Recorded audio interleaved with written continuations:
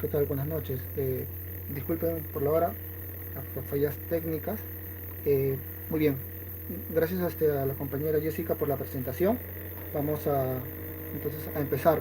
Eh, voy a empezar. eh, Voy a empezar este tema, ¿no?, sobre la educación peruana en tiempos del COVID-19, señalando señalando primero sobre eh, una parte que me pareció muy interesante sobre pedagogo llamado Julián de Zubiría. Este señor empieza una de sus conferencias, ¿no?, tomando como referencia a Charles Darwin, ¿no?, donde afirma una de sus tesis, ¿no?, donde menciona que la especie que sobrevive a estos cambios físicos, a estos cambios de naturaleza, no es aquel ser vivo más fuerte ni inteligente, sino aquella que mejor se adapta, ¿no? Entonces, ante este contexto surge la pregunta si el sistema peruano está respondiendo adecuadamente a este contexto atípico, a este contexto, ¿no?, extraño, ¿no?, en referente a todo, ¿no?, a todo el sistema político, económico, social, económico, en la cual nosotros estamos siendo sometidos frente a este problema que atañe a todos los ciudadanos peruanos. Entonces, frente a esta pregunta, ¿no?, cabe señalar primero, hay que ver cómo el Perú se presenta ante este fenómeno, ante esta pandemia. El INEI, en sus estadísticas, ¿no?, menciona que alrededor del 58% ya, en la zona urbana cuenta con internet, ¿no?, y el 15%, ¿no?, la zona rural cuenta con internet, ¿no? Esto hasta el año pasado, ¿no?, es decir, antes de que viniera la pandemia.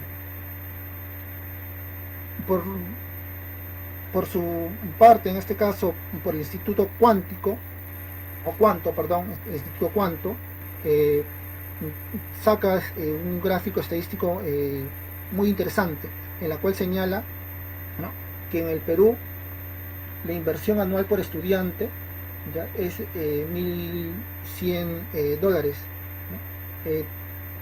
Hace una comparación con Chile, ¿no?, en la cual Chile invierte 3.300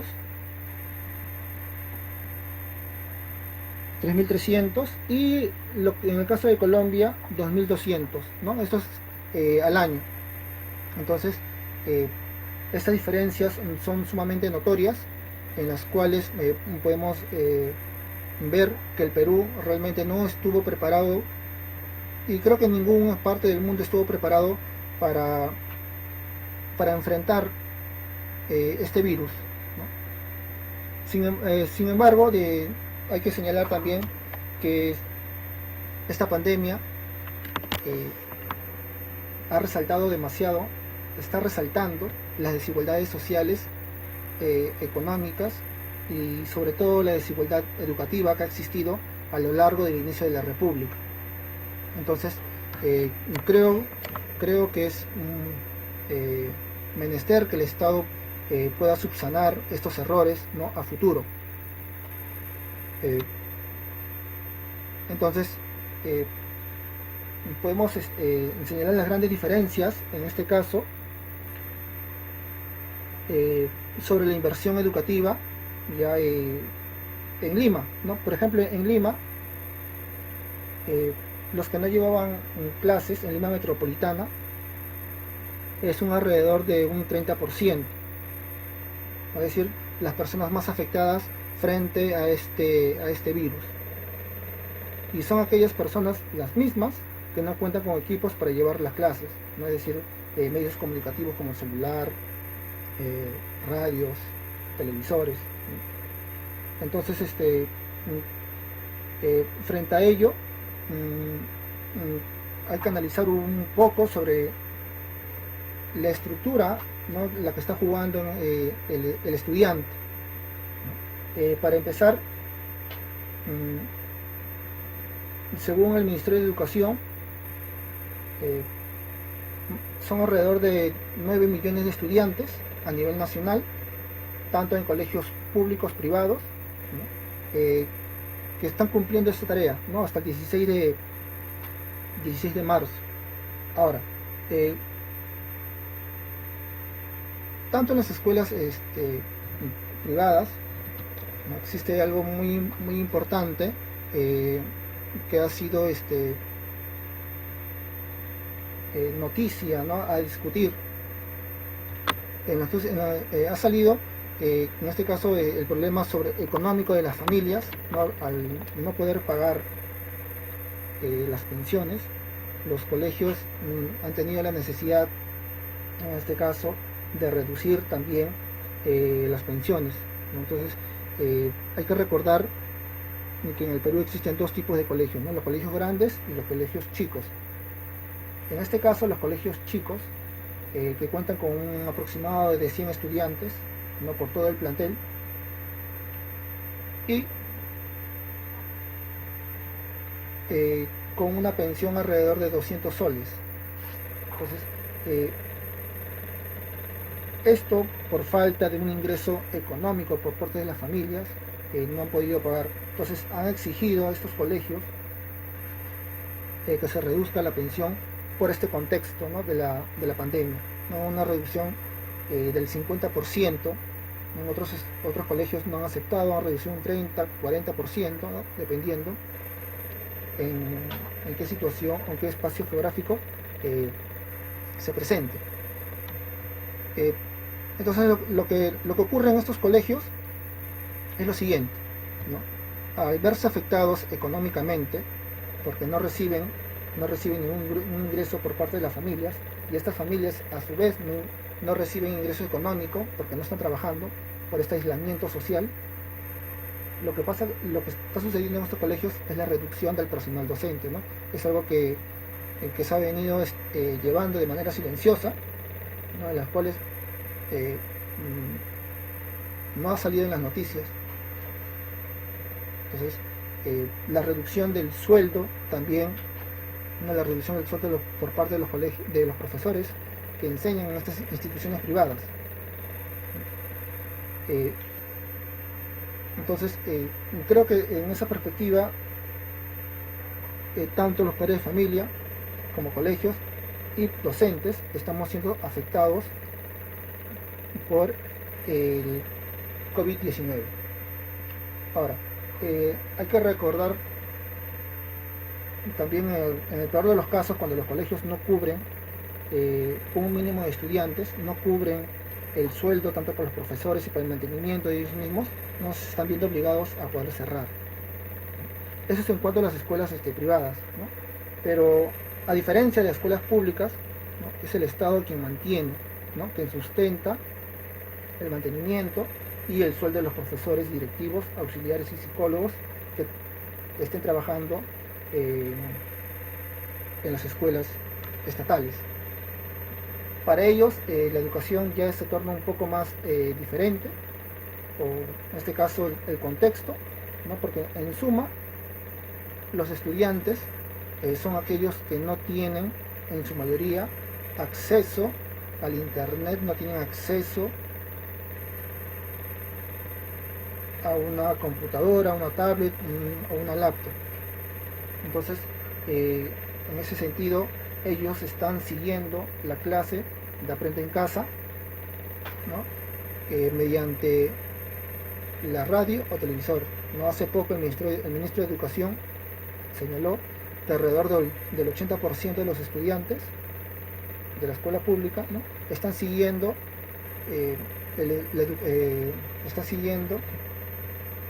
este programa Aprende en Casa a través de la radio y de la televisión.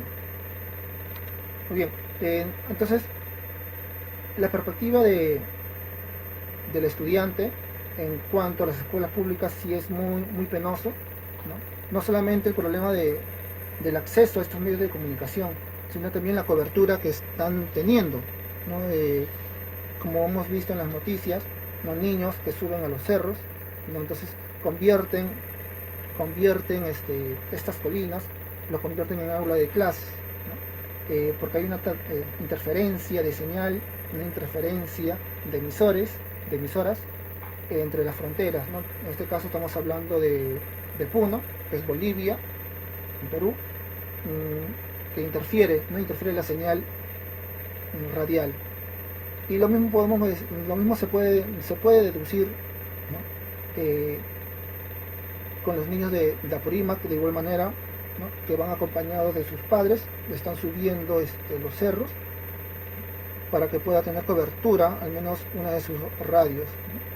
En La Libertad el caso es un poco menos leve, pero sin embargo también sigue siendo grave, ¿no? Porque hay uno de los caseríos de La Libertad no cuenta con radio, pero sin embargo hay una radio comunal, ¿no? En las cuales pueden seguir estas clases. Ahora, el problema de Aprendo en Casa referente a las emisoras radiales es que estas hablan demasiado rápido y los estudiantes no pueden escribir lo que hayan captado, el mensaje. Y también el programa que se establece tanto en la plataforma virtual como en la televisión y en la radio son diferentes, ¿no? Son diferentes, que no tienen un seguimiento por parte de los docentes. Entonces, justo estaba hablando con un profesor que enseña en Ayacucho y me comenta esta dificultad, pues, ¿no? Que no hay una correlación, no hay una relación entre este programa Aprende en Casa, tanto virtual, es decir, la plataforma virtual, la televisión y la radio. No son temas diferentes que se van tocando, ¿no? Y entonces los docentes se les ha exigido que tomen como referencia solamente un medio de comunicación para poder seguir, ¿no? Seguir el aprendizaje de los estudiantes. Ahora, el problema de los aprendizajes de los estudiantes en este contexto también en las escuelas públicas es algo también que no se está viendo, ¿no? Porque el presidente de la República creo que mencionó en uno de sus mensajes a la nación que este año nadie repite, todos aprueban. Entonces eso ocasionó que los mismos estudiantes dejaran de lado esa empatía de poder ponerle empeño para poder aprender. Entonces, son problemas que se van dando en ese sentido. Por parte de la evaluación, ellos proponen una evaluación formativa, pero una evaluación formativa a fin de año. ¿En qué consiste esta evaluación formativa? ¿No? En que se entrega o se le dice al estudiante, en este caso se le dice al estudiante que pueda hacer un trabajo productivo, es decir, un trabajo productivo que se le entrega al docente, ya sea una exposición, un ensayo, ¿no? O cualquiera que sea, y este docente lo tiene que devolver al estudiante, pero con recomendación, ¿no? Con los avances y recomendaciones que se le pueda apreciar en el estudiante. Entonces, la manera, en la forma que los profesores están llevando este aprendizaje o este control de aprendizaje es a través de trabajó y no trabajó. Entonces, no hay una evaluación cualitativa, no hay una evaluación cuantitativa en las escuelas públicas. Y me refiero en el contexto más de las escuelas públicas en la zona rural, no, porque es el caso que me menciona este profesor que está trabajando allá. Y el tema es muy, muy penoso. ¿Por qué? Porque los mismos padres de familia en este periodo de tiempo donde pueden escuchar la tele o la radio para poder aprender, lo están dedicando a trabajar. Los padres mismos mandan a sus hijos a trabajar en ese horario. Entonces, creo que en este punto el papel del docente juega un rol muy importante, en la cual tiene que exigir, en este caso, motivar al padre de familia diciéndole que respete los horarios de su mismo hijo para que pueda aprender. Bien, entonces a eso se debe, ¿no? Lo repito, en las zonas rurales se sigue bastante esta plataforma a través de la radio y televisión, ¿no? En muy pocas zonas, creo, no es a través de la plataforma virtual, ¿no? Hay profesores que se toman la molestia de descargarse el video y mandarlo por foto, ¿no? A un grupo o a cada celular de cada padre, ¿no? Dependiendo, ¿no? Pero eso ya es producto de ello.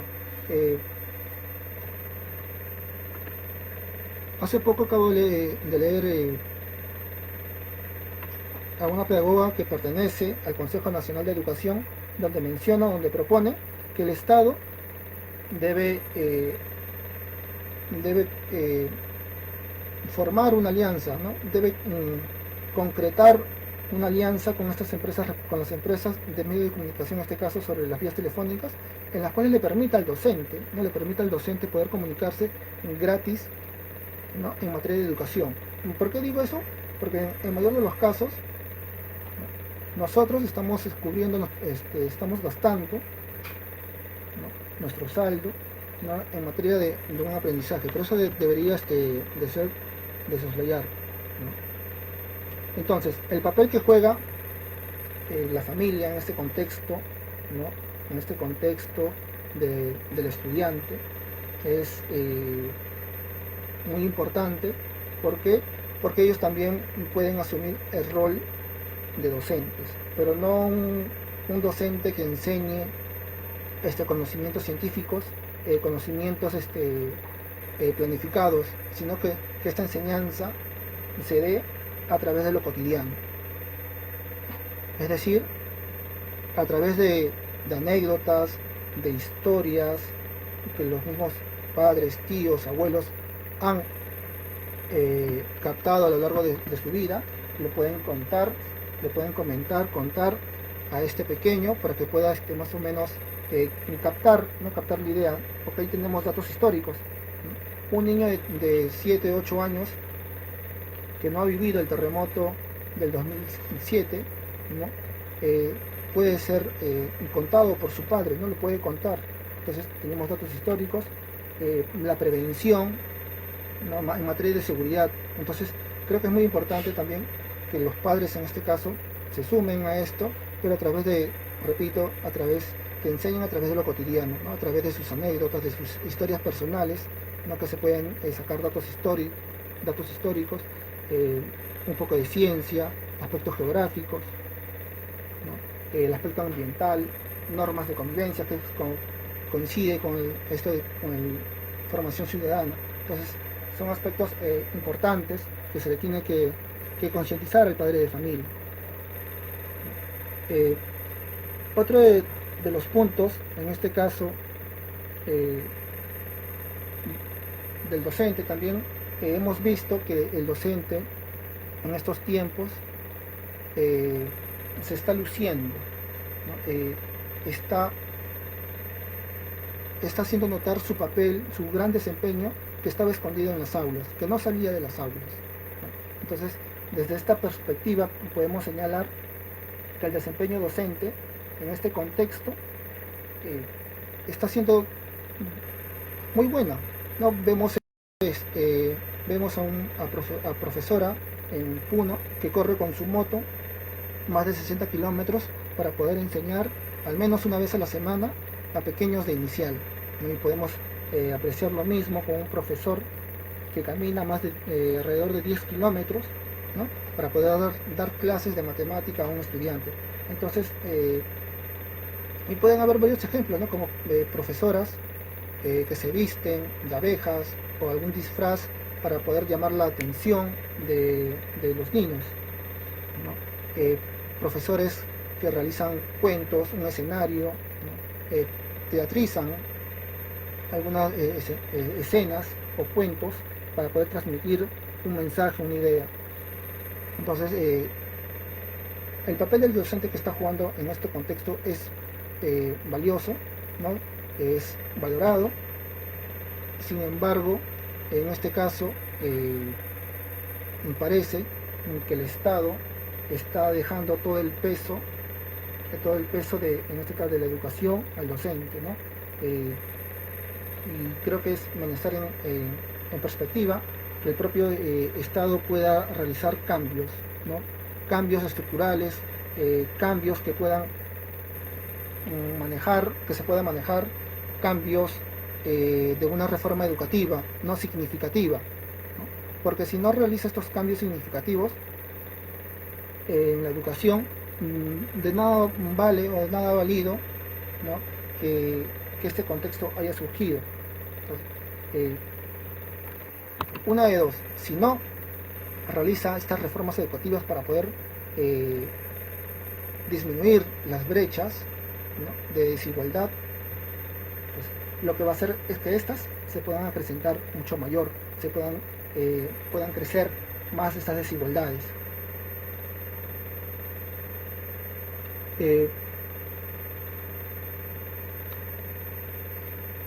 Un investigador del Consejo Nacional de Educación, Hugo Díaz, que es un gran pedagogo también,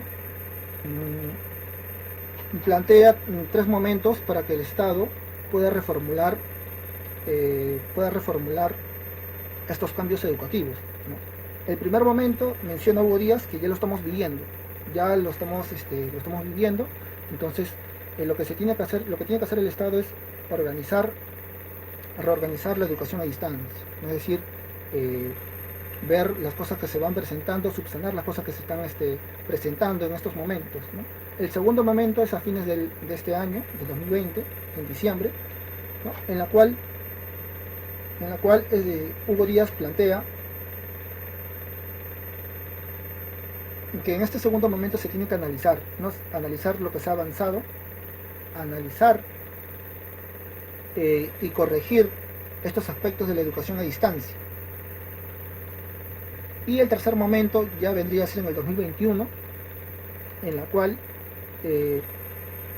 la educación debe ser tanto presencial como a distancia.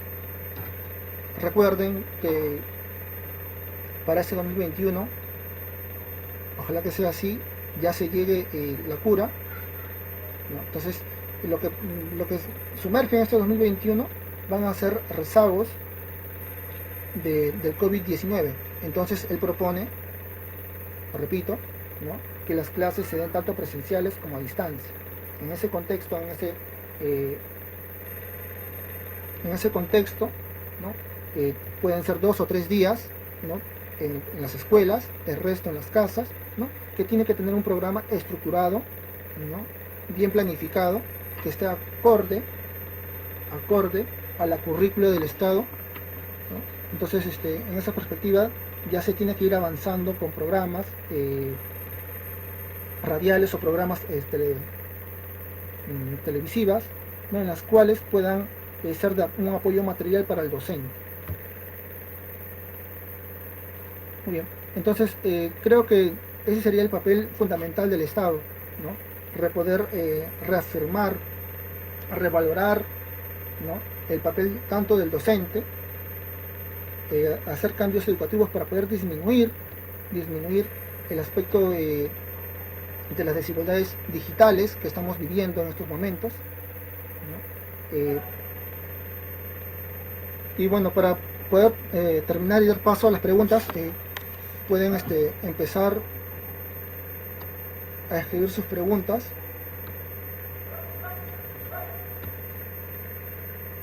Ya, entonces creo que en este caso el papel en las universidades también es algo muy parecido, ¿no?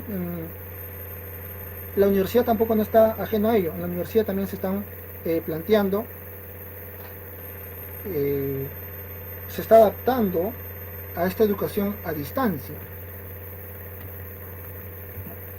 En este caso, tanto San Marcos como la UNI, Católica y la Pacífico, creo que en estos casos más del 80%, ¿no? de sus estudiantes cuentan con medios de internet, ¿no? cuentan con un celular, con una tablet o computadora. Entonces para ellos creo que no habría ningún problema, a diferencia de otras universidades rurales, ¿no? como Huancayo, de repente como la de Huamanga, que sí va a haber dificultades para acceder a estos medios de comunicación, especialmente se hace referencia a esta plataforma virtual, ¿no? Entonces el Estado lo que tiene que proponer de manera ya al instante es proponer una medida alternativa para aquellos que no cuenten con estas tecnologías, ¿no? Y puedan no pierdan el año académico, ¿no? Porque esa es la preocupación, la gran preocupación de los universitarios, no perder su año académico o su semestre académico. Entonces, creo que ahí en ese punto el Estado tiene que invertir, ¿no? Invertir, crear una plataforma, crear ventanas en las cuales le permita al estudiante poder acceder a estos recursos didácticos, estos recursos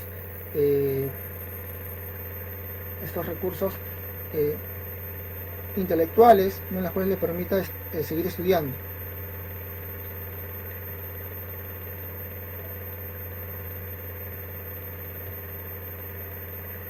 Pueden escribir sus preguntas para poder responder. Entonces, otra de las implicancias en cuanto ante los estudiantes, creo es esencial también sobre el aspecto de la educación inclusiva para aquellas personas con discapacidades. No se ha presentado, no hay un plan de trabajo, ¿no? En este caso me refiero a personas invidentes, personas que no hay forma, ¿no? Entonces creo que sería también necesario o urgente por parte del Estado que plantee propuestas en las cuales incluya a estos estudiantes. Igual ocurre con la educación inicial, ¿no? La carga académica creo que está más centrada a los padres de familia que al propio niño en su aprendizaje. Creo que en ese punto también se tiene que corregir varios puntos.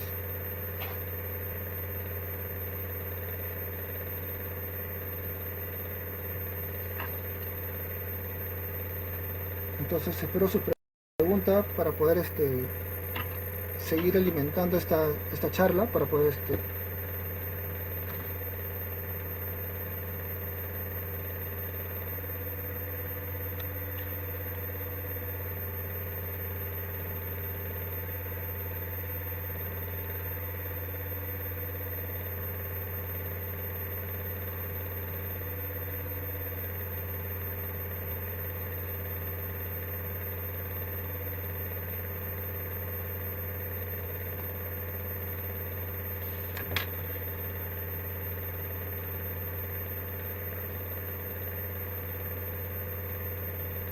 la educación virtual no es peor,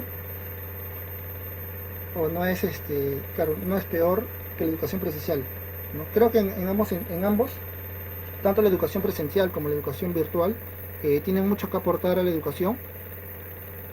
Se tiene que hacer un buen planeamiento, una buena estrategia, buscar estrategias para que la educación virtual aporte a la educación, ¿no? y pueda producir aprendizajes. Creo que ese es el propósito de la escuela, pues, ¿no? Generar aprendizajes en los estudiantes. A ver, aquí hay una pregunta desde la perspectiva de lo que se ve y vive ahora.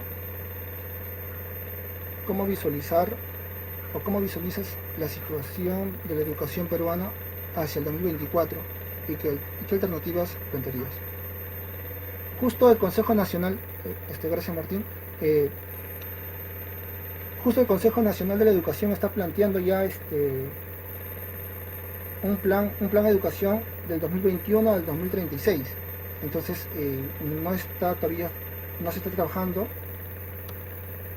pero sí, hay un término que está siendo utilizado por los científicos sociales, en la cual ellos mencionan que la realidad es un constructo social, ¿no? Y en la cual Ricardo Cuenca es el que menciona esta parte de acá, ¿no? Menciona, repito, la realidad es un constructo social, ¿no? Y como parte se tiene que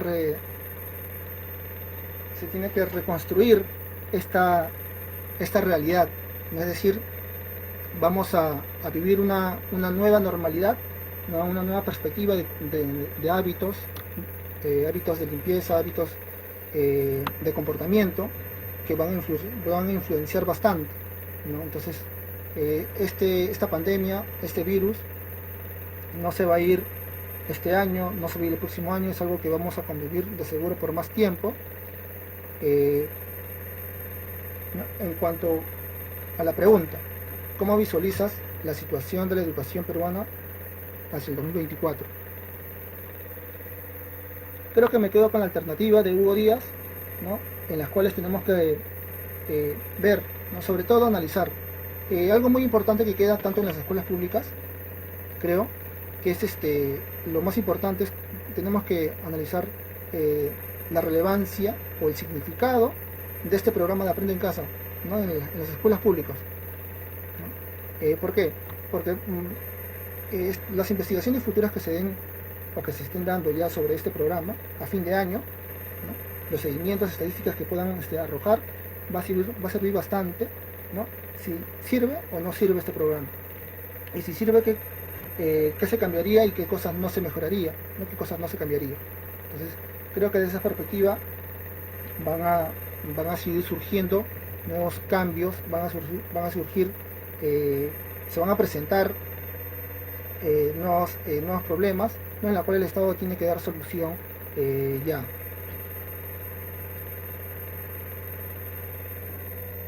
¿Cómo veo la educación? ¿No? ¿Cómo veo la educación hasta el 2024? ¿No? Creo que en esta perspectiva, si el gobierno, hay dos posibilidades, ¿no? La primera es que esto nos tiene que enseñar, ¿no? Como parte de historia, nos tiene que enseñar las lecciones necesarias para poder cambiar nuestra realidad educativa, ¿no? Repito, disminuir estas brechas, estas desigualdades que se han notado, ¿no? Desde el inicio de la República, ¿no? De igual manera, si no es así, si es que no hay esta reforma educativa, no hay estos cambios, las brechas van a seguir, estas brechas de desigualdad, ¿no? Van a seguir. Estos últimos 20 años, si bien es cierto, hubo un pequeño crecimiento en el aspecto económico, pero no hubo un desarrollo social. Entonces, no estamos, o en este caso los políticos, los gobernantes, creo que están dejando de lado muchísimo el papel de la historia, ¿no? Sobre la importancia, la relevancia de conocer nuestro pasado. Entonces, si no conocemos el pasado, que es el presente, para el 2024, para los futuros años, esto va a seguir igual, ¿no? Las brechas, las desigualdades, el aspecto de la informalidad, ¿no? El aspecto de la salud, ¿no? En el ámbito económico, salud, social, ¿no? Esto va a seguir así. Entonces, lo que tiene que hacer el Estado es enseñar, ¿no? Este coronavirus nos está enseñando. Y ahí voy a tomar como referencia a este sociólogo que sacó un libro. Este sociólogo se llama Boaventura de Sousa, ¿no? En las cuales hace poco sacó un libro llamado La cruel pedagogía del virus.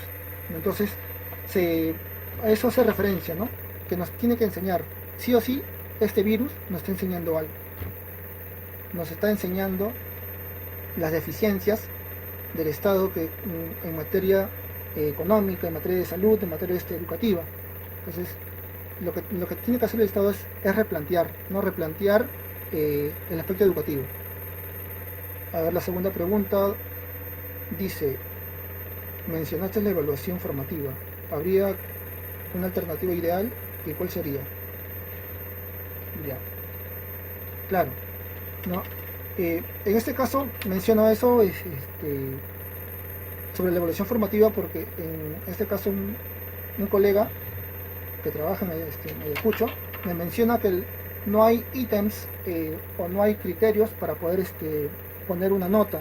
No solamente se pone a trabajó o no trabajó, dependiendo en estos casos. Entonces, creo que es necesario llevar un control sobre la evaluación. Ahora, en este caso, ¿qué propondría, no? Creo que en cada bimestre se tendría que evaluar, ¿no? En cada bimestre.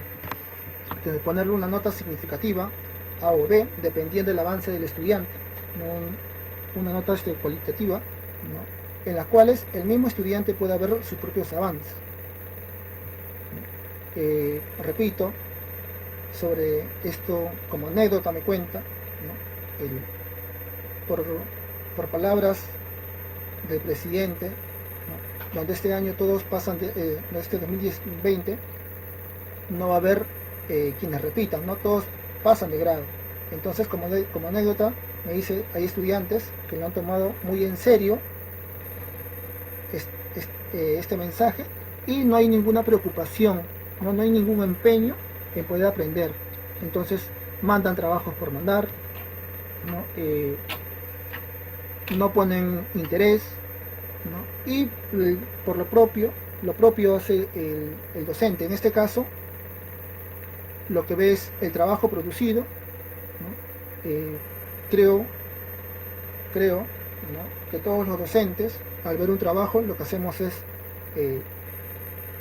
revisarlo, leerlo al 100% y mandar su recomendación, ¿no? Sus felicitaciones. En todo caso, si le faltara algo, se le pone lo que ha faltado.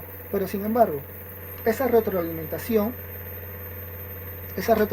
que es necesario, ¿no?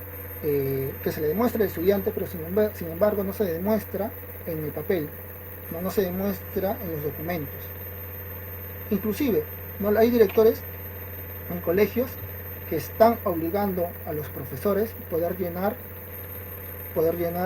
este registro de estudiantes que han trabajado y no han trabajado, ¿no? Al 100%, ¿no? Si es que le faltara uno, en todo caso se les está poniendo un memorando. Creo que por parte de los directivos creo que están gestionando mal esta parte, están actuando mal. No se le puede pedir, en este caso al docente, que pueda llenar al 100%, porque vemos la realidad, hay chicos que no acceden a ello, no acceden a este tipo de evaluación, o no acceden a este tipo de información.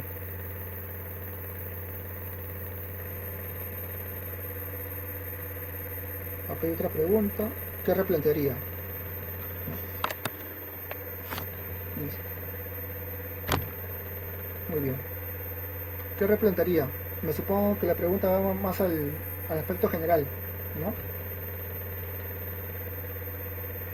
Listo. En este caso, yo creo que es fundamental la comunicación, ¿no? Y si no hay comunicación, creo que en perspectiva de ello no se va a llegar a un avance educativo. Hay un término que lo he leído en una de las columnistas de la República: no podemos deshumanizar la educación, ¿no? Entonces creo que si no hay comunicación si no hay una comunicación, no se establece un puente de comunicación entre padre, estudiante y profesor, creo que esto se va a ir perdiendo. Entonces creo que es necesario que el Estado pueda, como le dije hace un momento, realizar alianzas, ¿no? Realizar alianzas con estas empresas de comunicación, para que las comunicaciones no le cueste, pues, ¿no? Porque el que está pagando esta comunicación es el docente, gasta su saldo, ¿no? Entonces creo que como una respuesta inmediata por parte del Estado sería que todos los docentes cuenten con internet, ¿no? Con internet con un saldo que le permita poder comunicarse con los padres de familia, más aún con estudiantes o padres de familia que viven en zona rural, no zona alejada. Ese es en cuanto a la forma de comunicación. Ahora, en cuanto a la forma de los estudiantes, ¿no? En este caso, los estudiantes sí o sí van a salir con algo muy importante, que va a ser un aprendizaje autónomo, es decir, van a ser autodidactas. Y el Estado en este caso lo que tiene que hacer es promover esta parte acá. Igual nosotros como docentes tenemos que promover, motivar a los chicos que puedan aprender, ¿no? Con todas las dificultades, todo, pero sé que nosotros como docentes somos muy creativos y vamos a hallar al menos una estrategia para poder llegar a los estudiantes, ¿no? Y vuelvo, insisto, las estrategias tienen que ser dinámicas, tienen que cambiar, no podemos estancarnos a una sola estrategia, eso sería un error. Tenemos que ver las mil formas, las mil maneras de poder llegar al estudiante.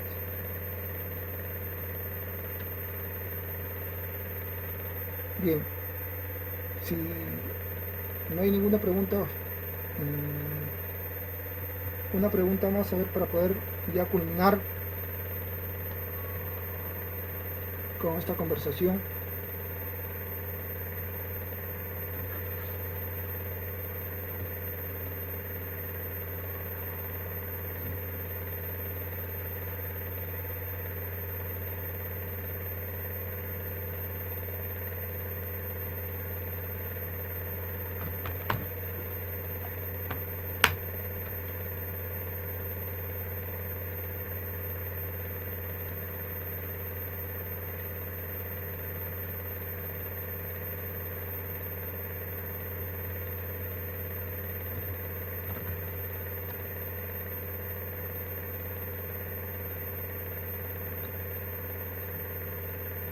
Listo, entonces si ya no hay ninguna pregunta,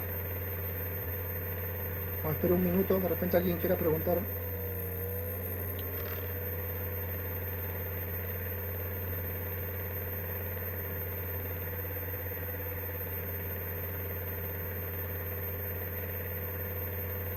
Ya está, listo. Bueno, entonces gracias. La próxima, esperen la próxima transmisión en la cuenta de Ruina Chachi. Ya se van a venir con unas conferencias por parte de los integrantes de este grupo.